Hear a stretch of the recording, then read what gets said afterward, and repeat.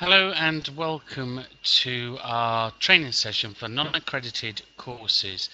The aim of this session is to show the staff and users of educations how to use our systems and websites. So for this I'm going to use the Click Meeting software. From time to time it may stick, so just bear with it if it does, and we'll get through this session as quickly as we can.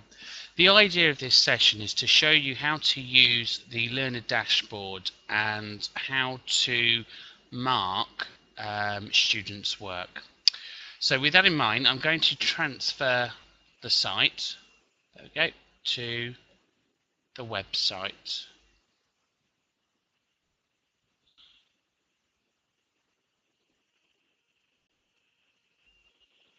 Okay, so hopefully you can all see that now.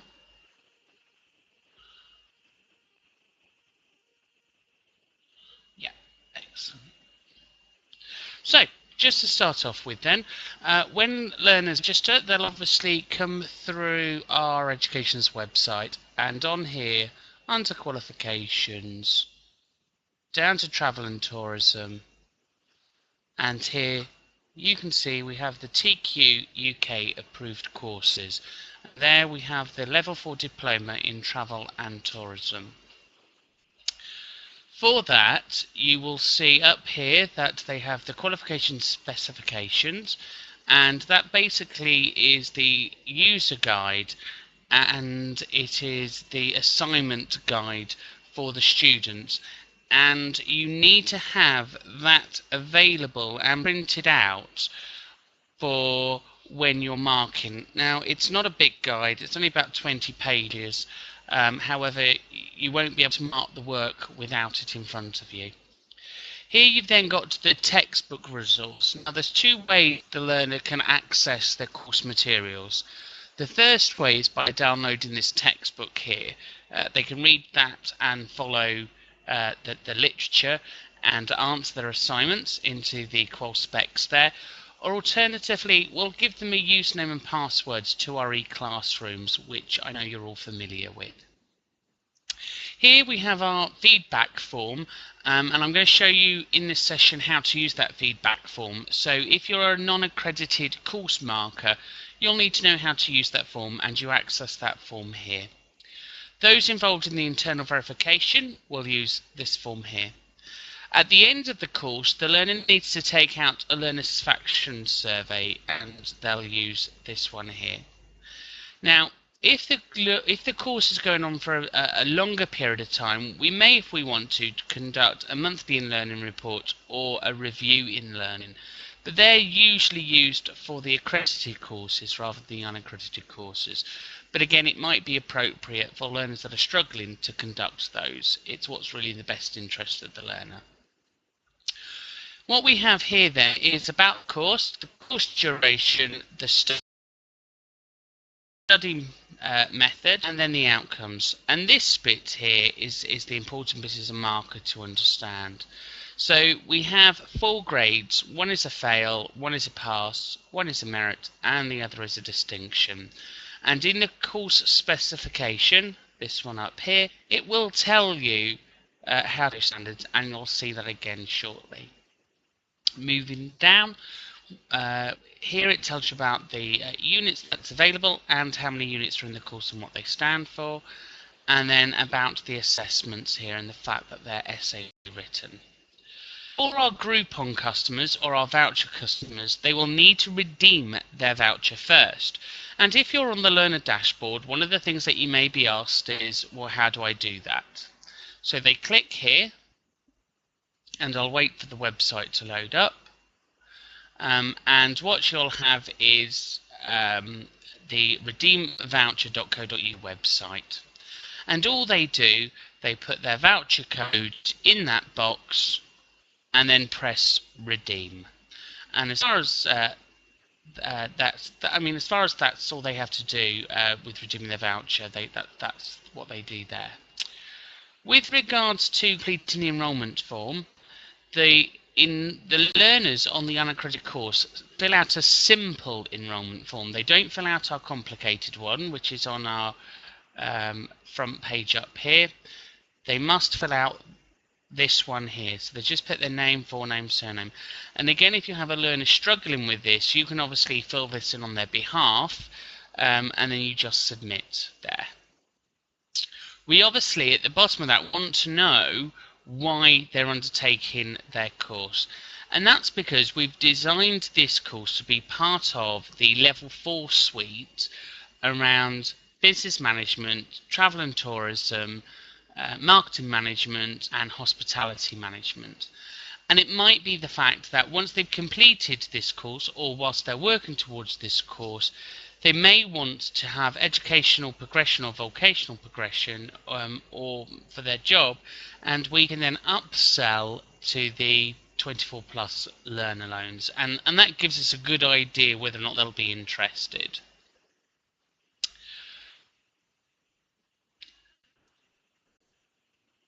Once they filled that form out, they'll go to their learner dashboard, and the learner dashboard is what I need to show you as the end user how to use, because that's where they're going to be submitting their work. Now, once they've gone into the learner dashboard and everything's going okay, they can click there for their logins for their e-classrooms, which is their 247 site. And then at the end of their course, they would complete their exit interview, which is here. Once the exit interview has been completed, we can process their certificate. Now, the awarding body will not allow us to release the certificate unless that's been completed. So you do need to make sure that when you're talking to your learners via the dashboard, that they understand that they need to finish that exit interview. And alternatively, from a good customer service point of view, it might be appropriate for you to call them up and obviously have a chat with them to see how they've progressed. So, into the learner dashboard. Now, by now, you should have all received a username and password from Joe.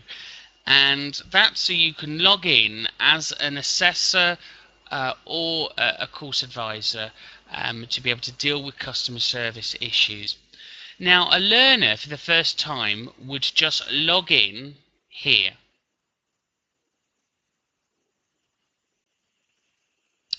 And what they can do, they can use their email and their own password to set up their account for the first time, or alternatively, they can use any of those social media sites.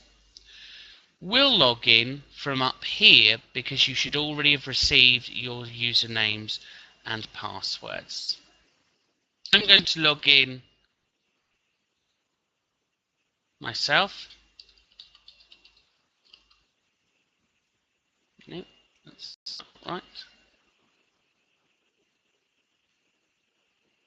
Log in. Signing up, get it the right way around.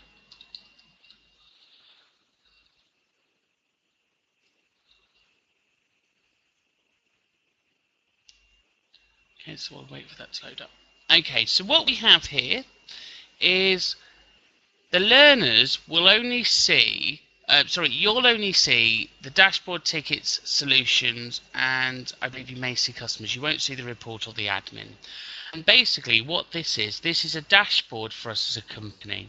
So when a student creates a ticket, they'll open the ticket and it'll sit there for a course advisor to deal with.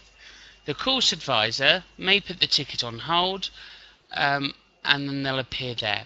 Or alternatively, we'll have in here which are the tickets that are priorities that need to be seen today. Or alternatively, you'll have overdue tickets. Now, anything in the red is an incredibly bad place to be, and that's because tickets were sent out to other people to deal with, and obviously people haven't gone in and dealt with those. So you can see there that there's tickets there to be dealt with.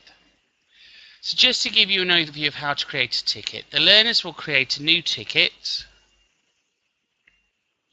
and they will put your name that's been appointed as their course advisor. They will ask what the ticket's for. and they will then select the type. So it can be for assessment of their work. So here we'll have it to the assessors. The status of the ticket means if it's open, it means you and the learner have dialogue going back and forward. Pending means you've put the ticket on hold because you've not been able to resolve that ticket and you're still waiting further actions. Resolved obviously means you've resolved the ticket, and closed, you will only close the ticket once the learner has achieved their exit interview. So therefore every learner will have one ticket number and you'll use that ticket number back and forward until the end of their course. And again there, from a customer service point of view, you can obviously state if you're waiting on the customer for information or if you're waiting on a third party there, which might be a waiting for a QA report or something. So we'll open the ticket. Here under the priorities we have low to urgent. Urgent tickets must be seen within 4 hours. So if you're a learner and you're on the dashboard and you see a ticket that's urgent, we have to respond to those within 4 hours. A high ticket needs to be responded to within 48 hours. A medium ticket needs to be resolved within 3 days, and a low ticket needs to be resolved within 5 days. And they're working days, and our days start from 8 o'clock in the morning till 8 o'clock at night. So again, they're there. The tickets will only start from the hour of the next working day. So if they raise a ticket outside normal working hours, that's when the ticket will count. The groups will be there, so if it's customer service or IT or etc., we'll then put who it's to. And then finally, under the agents, you can then select, or the learner can select, who the person or who the ticket's for. And in here, you can write, or they'll write,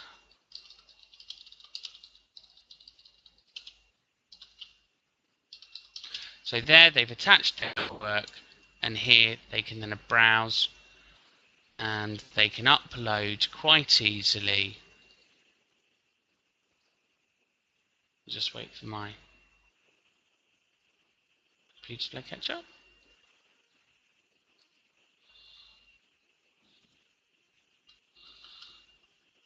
You can do one at a time. So there you can upload your tickets. I think you can do more than one. Yeah. So therefore, you can see that I'm just uploading the tickets or the units to be assessed. And what we'll do, we'll actually put that to me, so I've got that to mark. So they'll then save and close.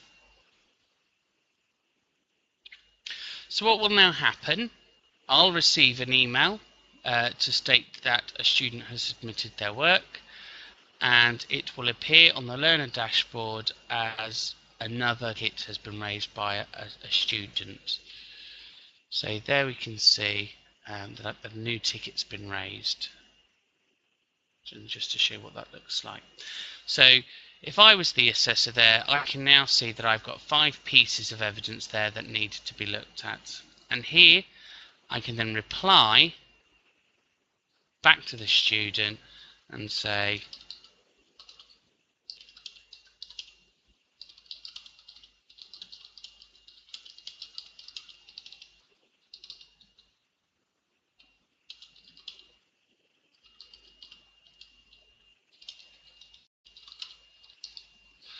okay.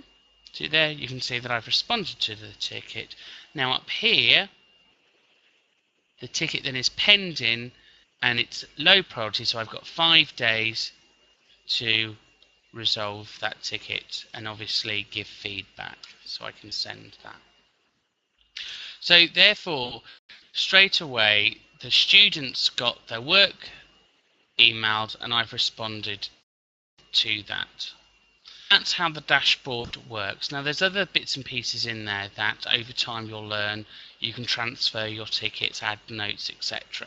But they're the basics, and you'll have a couple of days to be able just to play and understand those. what I want to show you now is how to give feedback using our feedback forms. So, going back to the website, and I'll just wait for the computer to catch up on that. You will see here that we have our feedback and grading forms. And if you click on that, this is what a feedback form looks like. So, all you do, you put the learner's name, surname, your name, and here, when you mark their work, you will choose whether or not it's a fail, pass, meritorious distinction, or whether or not you've actually given feedback against that unit. And you'll click in the box the outcomes that you think has been met within that assignment. Now again, to pass, they only have to get 60%, 70% or 75% for a merit and the full way for the distinction. So they don't have to meet every single one. And then at the bottom, you can see here, you can comment on their academic style, you can comment on their English language, you can give an overall decision, and you can write in your overall comments there. And then you can give your final decision and assessment date, and then you would submit. Now, you would only do that if you've got all 5 units. If you haven't got all 5 units, you need to use the feedback form that I've emailed to you, which is exactly the same form, but you can then save it and email it back to the learner. And just to show you how to look at a unit, and these are examples only, I'll just wait for that to open up.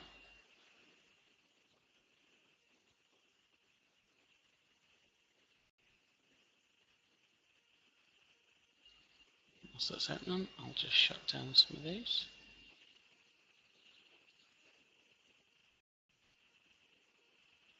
And that doesn't seem to be working. Okay, that's gonna. There we go. So now that's downloaded.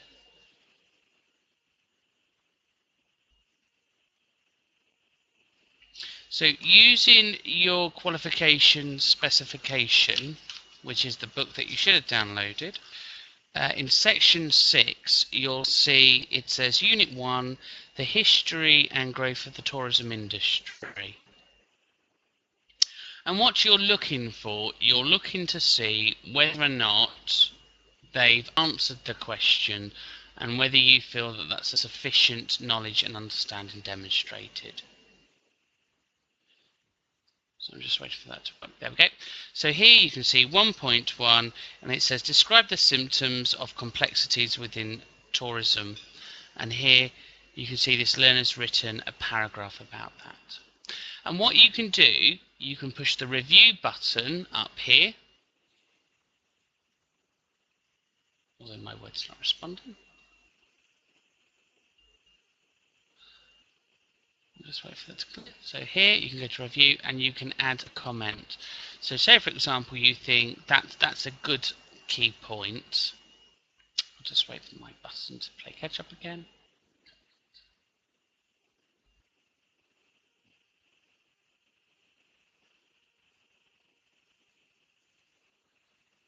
Sorry about that, that's still going around in circles. I don't think it likes me doing this when I'm on there. Right, you can add a new comment up there, and there you can write, well done, this is a good point to make.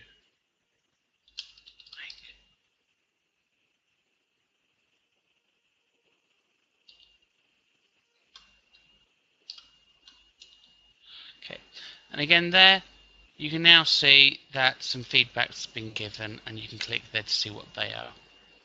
So it's dead easy to give feedback directly on the evidence. You just go to review and type in your comment. So you don't need to type underneath, and it keeps the text free. And here you can see that I've gone through and I've given my assessment decision. So therefore, for example this one, you can see it's failed because obviously they've not answered it. And there I've got my overall feedback saying you've answered 1.5. So marking it needn't take you long. You're just looking to see whether or not they've been achieved.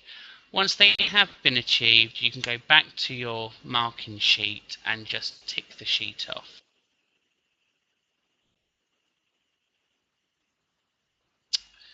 So let's go back to the whiteboard. That's just a brief overview on how to use the Learner Dashboard and how to mark our non-accredited courses. If you need any help, then obviously give me a call on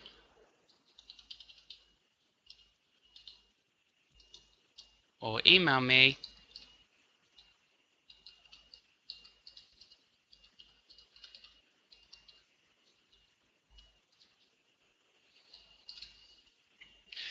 and I can obviously help you.